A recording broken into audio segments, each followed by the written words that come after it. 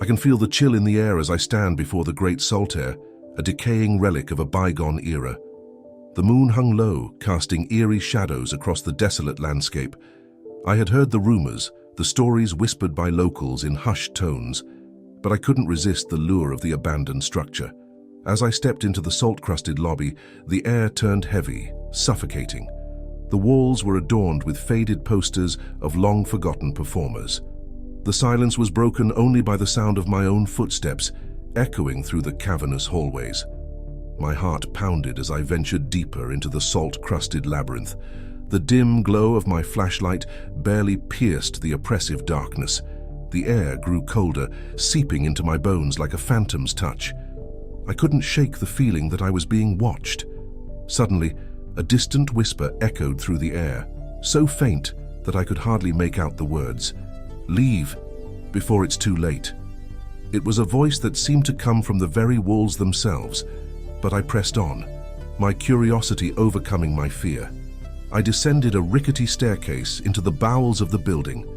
The air grew thick with salt, making it hard to breathe. That's when I heard it, a soft, mournful melody, like a piano playing in a distant room. I followed the sound, my heart pounding in my chest. The music led me to a long-forgotten ballroom. The grand chandeliers overhead swayed gently. As if stirred by unseen hands, the piano played itself, the keys moving with a ghostly grace. My breath caught in my throat as I realized that I was not alone. Before me, a figure emerged from the shadows, a woman in a tattered evening gown, her face obscured by a veil. She floated towards me, her movements graceful yet unnatural.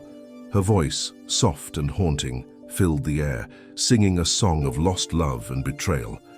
I stumbled back in terror, realizing that I was in the presence of a malevolent spirit. The room grew colder, and the walls seemed to close in around me. The woman's singing turned into a chilling wail, her veil lifting to reveal empty, soulless eyes.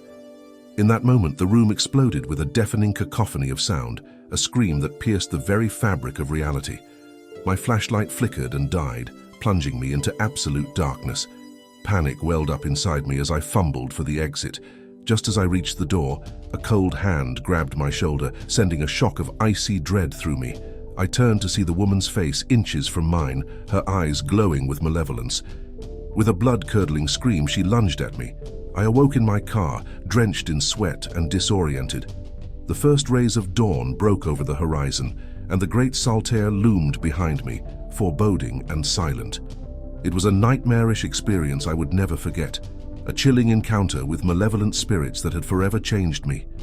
The Great Saltair, a place once meant for entertainment, now harbored something far more sinister, something that would haunt my nightmares for years to come.